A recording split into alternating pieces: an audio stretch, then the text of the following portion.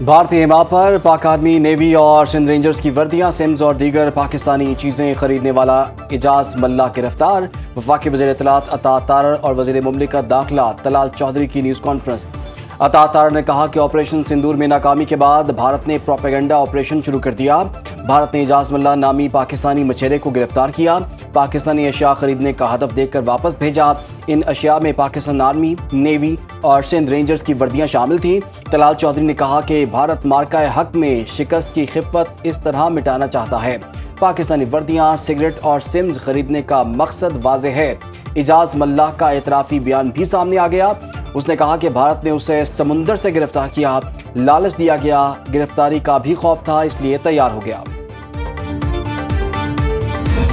Freedom also reminds us of the unfinished journey of our brothers and sisters in Indian-occupied Jammu and Kashmir.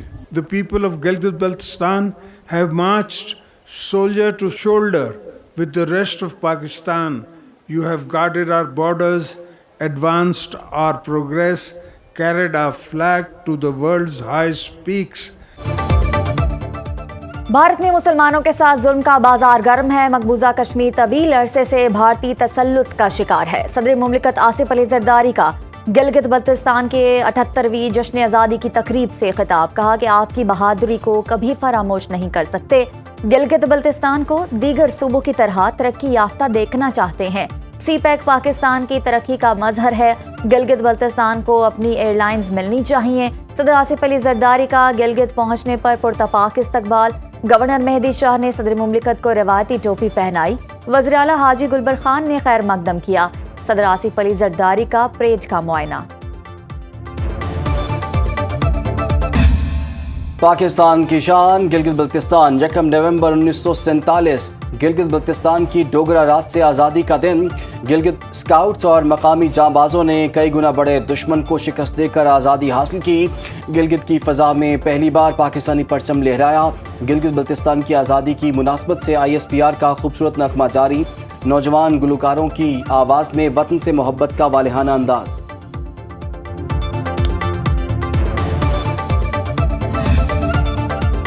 وزیر اعظم شہباز شریف کی صدر نون league Nawaz Sharif سے ملاقات۔ وزیر اعلیٰ پنجاب مریم نواز بھی شریک ہوئیں۔ ذرائع کے مطابق ملک کی مجموعی سیاسی صورتحال، پاک افغان مذاکرات پر بات چیت کی گئی۔ وزیر اعظم نے کہا کہ جو بھی دہشت گردی میں ملوث ہوگا اس سے آہنی ہاتھوں سے نمٹا جائے گا۔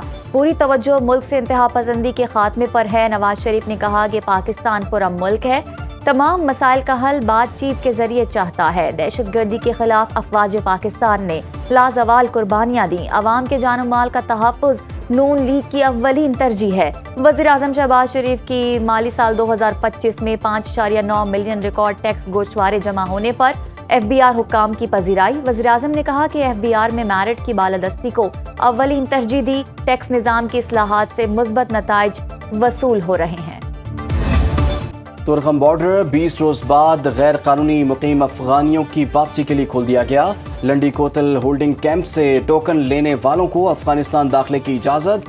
سرحدی گزرگاہ تجارت اور پیدل آمد و رفت کے لیے بدستور بند۔ چمن بارڈر پر دو طرفہ تجارت اور آمد و رفت مکمل طور پر معطل۔ باب دوستی کے دونوں اطراف مال بردار گاڑیوں کی لمبی قطاریں۔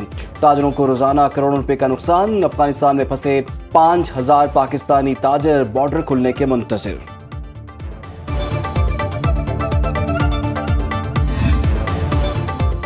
پاکستان کا خطے میں فعال سفارتی کردار۔ نائب وزیر اعظم اسحاق ڈار ترکیہ کے دورے پر جائیں گے۔ 6 نومبر کو پاک افغان مذاکرات سے قبل انقرہ میں موجود ہوں گے۔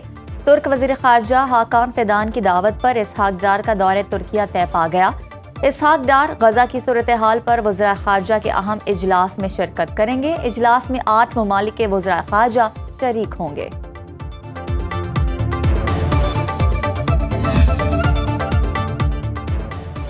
وزیر اعلیٰ پنجاب مریم نواز سے رکن جرمن پارلیمنٹ کی ملاقات۔ دو طرفہ تعلقات، پارلیمانی تعاون اور ویمن امپاورمنٹ پر بات چیت۔ تعلیم، ماحولیات اور کلین انرجی پر تبادلہ خیال۔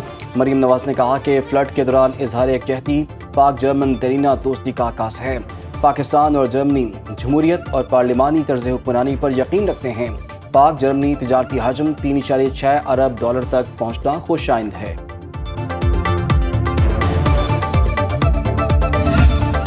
दहशत गर्दों से किसी सूरत बातचीत नहीं हो सकती, कोई जंग नहीं चाहता, खून बहाना किसी की ख्वाहिश नहीं, किसी भी जाहिरियत का मुंह तोड़ जवाब दिया जाएगा। स्पीकर पंजाब असम्बली मलिक मोहम्मद अहमद खान की मीडिया से गुफ्तगू।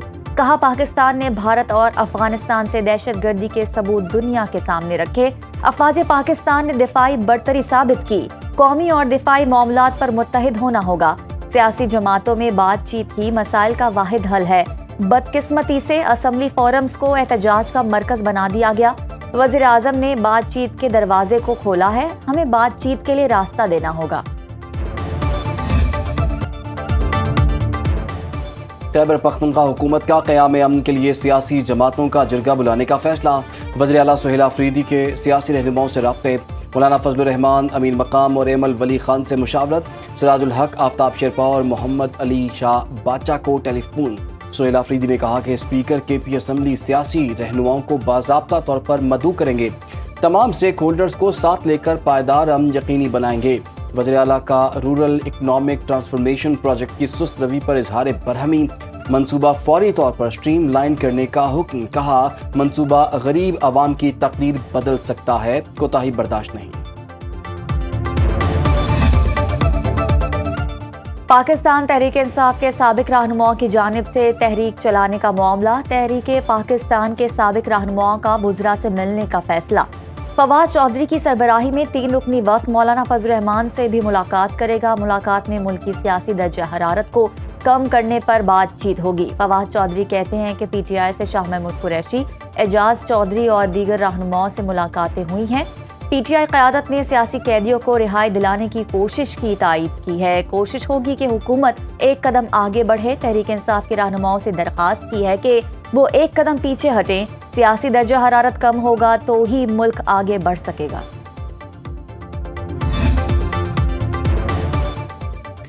वज़ीर आज़म आज़ाद कश्मीर अनवारुल हक के खिलाफ तहरीक अदम एतमाद ताख़ीर का शिकार। आइंदा 3 से 4 रोज़ तक तहरीक अदम एतमाद पेश की जाने का इम्कान नहीं। ज़राए के मुताबिक पीपल्स पार्टी के अरकान असम्बली ने आज कश्मीर हाउस में डेरे डाल लिए। बिलावल भुट्टो तहरीक अदम एतमाद पेश करने से मुतालिक हतमी फैसला करेंगे। फॉरवर्ड ब्लॉक से पीपल्स पार्टी में शामिल होने वाले अरकान असम्बली परेशान। पीपल्स पार्टी की मरकजी तर्जुमान शाजिया मरी कहती हैं, पीपल्स पार्टी आज़ाद कश्मीर में हुकूमत बनाने को तैयार है।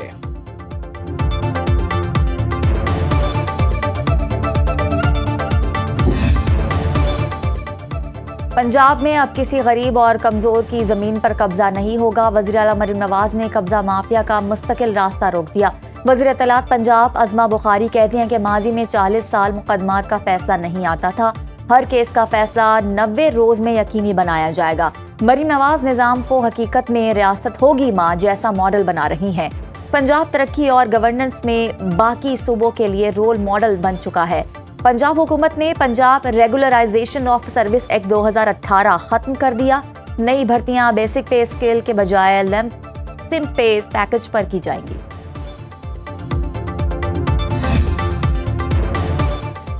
किसी शहरी की जान को खतरा हो तो पुलिस प्रोटेक्शन उसका हक है। लाहौर हाईकोर्ट ने डिस्ट्रिक्ट इंटेलिजेंस कमेटी का शहरी को सिक्योरिटी ना देने का फैसला कलअदम करार दे दिया। IG पंजाब को दरखास्त गुजार को फौरी तौर पर पुलिस प्रोटेक्शन देने का हुक्म।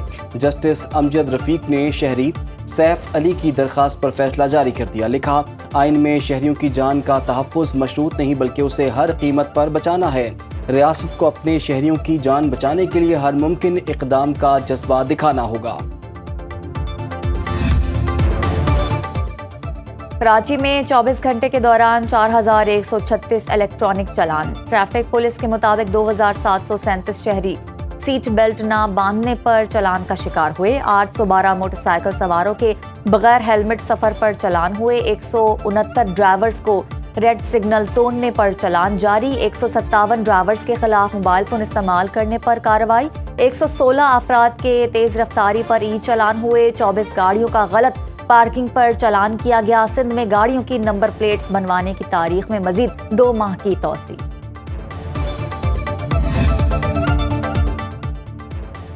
डिस्ट्रिक्ट एंड सेशन जज Suhail Mohammad Lagari registrar supreme court तैनात। एलामी के मुताबिक सुहेल मोहम्मद लगारी का ताल्लुक सिंध से है।